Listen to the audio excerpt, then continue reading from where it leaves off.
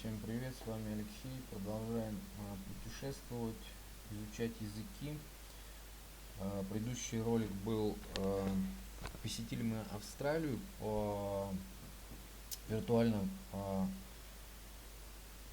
провели виртуальную прогулку, и сейчас будем изучать, так как в Австралии английский язык. И вот я нашел случайный ролик. Речь пойдет о вооружениях австралийских вещикл, это автомобили. Австралийские автомобили сохраняют украинские войска, насколько я правильно понял. Так, смотрим ролик и пытаемся изучать английский язык. In June 2022, during a Russian attack on the village of Trypilya in the Donbas region, this Ukrainian vehicle was completely destroyed by a Russian RPG. Vitaly, a 42-year-old Ukrainian fighter, saw what happened. I was there. I saw the vehicle go in for the first time, bring the guys back, and then go in a second time. And then it got hit. Miraculously, despite the destruction, everyone inside survived to fight another day. But this was no miracle. It was exactly what the vehicle was made to do. It was designed by the Irish using American components, it's produced by the Australians, and is saving the lives of Ukrainians to this day. This is the Bushmaster Protected Mobility Vehicle. But how did the crew survive? What was it doing in Ukraine? To fully understand what's going on, we have to go back to February 1994, when Australia released their specification for a new infantry mobility vehicle, or IMV. They wanted a light 4x4 all-terrain vehicle that could get Australian troops to where they needed to be and protect them from mines, IEDs and small arms fire in the process. In the meantime, Australian troops were using the interim IMV, or IIMV, which was essentially a 6x6 Land Rover, known as the Parenti or later the Bush Ranger. These vehicles were fast and cheap, but offered the Aussies no protection at all. The new armoured vehicle was badly needed. 17 different design proposals were standing, and in January 1997, this was narrowed to just 2. Perry Engineering's Bushmaster proposal used a design created by Timony Technologies, based in Ireland. Their design, the MP44, used many components from the existing FMTV series already in service in the US Army. In fact, 65% of components used in the MP44 were from the FMTV, including the engine, transmission, steering, and all electrical and pneumatic systems. These components were produced by an American company, Stewart and Stevenson, a multinational vehicle to say the least. The rights to this design were bought from Perry by Australian Defence Industries in late 1996, with ADI making deals with Perry, Stewart and Stevenson and Timony. The Bushmaster's competitor was known as the Taipan, a modified version of the South African Mamba, which was based on the Unimog chassis and was significantly smaller than Bushmaster. In March 1998, 3 prototypes of each vehicle were put through a grueling 44-week competitive evaluation. At the end, neither were deemed sufficient. But the Bushmaster won the contract in March 1999, albeit with a host of design changes. At time of writing, 1,200 Bushmasters have been produced. In fact, it was the first armoured vehicle to be designed and manufactured completely within Australia since the AC-1 Sentinel way back in 1942. I actually might do a video on the Sentinel in the near future, so make sure to subscribe and turn notifications on if you want to see that. But back to the Bushmaster. The Bushmaster design was optimised for, well, the bush. Australia's northern regions are incredibly hot and absolutely vast, so the vehicle had to be designed accordingly.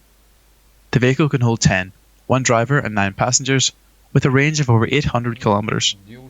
The Bushmaster has full air conditioning to protect its occupants from the searing Australian heat, and, despite weighing over 12 metric tonnes, can reportedly hit speeds upwards of 100 kilometres per hour, thanks to a 7.2 litre 300 horsepower turbocharged diesel engine. But the 40-degree heat of northern Australia was not the only thing that the crew needed protected from. Mines and IEDs are a very real threat to infantry vehicles, and the Bushmaster design worked to nullify that threat. The steel armour surrounding the crew compartment certainly helps, but the secret is how the armour is arranged. The Bushmaster's hull is V-shaped. In the event of an explosion underneath the vehicle, the V-shaped hull directs the force of the explosion up and away from the crew compartment, lessening the force of the blow and making it incredibly unlikely that the hull will buckle up into the crew as it would on a flat-bottomed vehicle. It also acts as sloped armour, increasing the amount of steel a piece of shrapnel will have to penetrate and making ricochets much more likely. The V-hull is barely visible in production Bushmasters, and you'd be forgiven if you thought it was just a regular truck. However, the V-shape can be easily seen here after an IED detonated under the vehicle and ripped the storage bins from the side along with both of the rear wheels. The crew in this incident survived to tell the tale, just like Vitaly's comrades in Ukraine.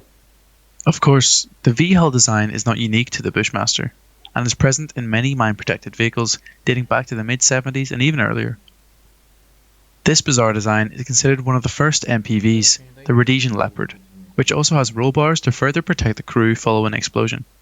The Bushmaster protects its occupants from mines, as its MPV designation suggests, but the vehicle's thick steel shell also protects the crew from IEDs, 81mm mortar fragments, and 7.62mm machine gun fire, including even armor-piercing ammunition.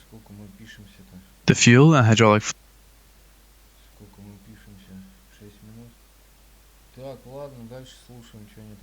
fluids are stored outside the crew compartment to further increase survivability, and the vehicle even has an automatic fire suppression system. So, the Bushmaster can take a beating, but it can also deal out some serious punishment of its own, utilising an advanced remote weapon station that can mount weapons as heavy as a 50 caliber machine gun or even a 40mm automatic grenade launcher. The Bushmaster has also been built as a mortar vehicle, and there's even a plan to replace the crew compartment with 2 Naval Strike anti-ship missiles in a package known as a Strike Master. Bushmaster has served in Iraq and Afghanistan, being used by Australian, Dutch and British forces during the various conflicts in the region and seeing heavy fighting. 31 vehicles have been completely destroyed in Australian service and 7 have been destroyed in Dutch hands. Yet every single occupant survived in every single one of these incidents. And remember, these are just the destroyed vehicles. There have undoubtedly been many more blasts in which the vehicles survived as well as the crew. Decades later, in February 2022, and following months of build-up, Vladimir Putin announced a special military operation in Ukraine involving Russian troops. This was, of course, his way of saying that Russia had just commenced a full-scale invasion of its smaller neighbour. Understandably, Ukrainian forces struggled initially against the relatively modern fleet of Russian weapons and vehicles, and asked sympathetic countries for assistance. And the assistance would arrive over the following weeks and months. Anti-tank weapons, rifles, body armour, helmets, ammunition, howitzers, drones and more began to trickle into Ukraine, giving the Ukrainian armed forces a huge boost. The invasion was suddenly not going so well for the Russians. And on the 8th of April 2022, the then Australian Prime Minister Scott Morrison announced that Australia would give 20 Bushmasters to Ukrainian forces, to be transported 4 at a time on Australian C-17 Globemaster aircraft. 3 more batches would be gifted by October, bringing the total to 90 vehicles. The majority of these were the standard APC variant, but some were fully equipped ambulances, saving Ukrainian lives in more ways than one. The Ukrainian troops, like the Australians, Dutch and British before them, soon fell in love with the Bushmaster.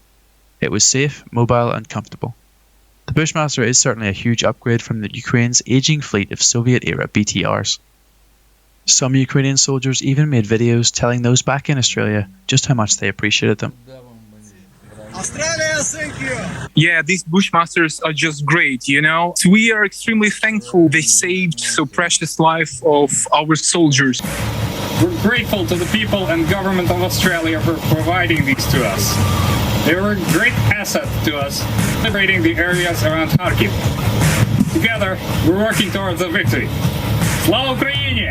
Героям слава! It's no wonder they keep asking Australia for more.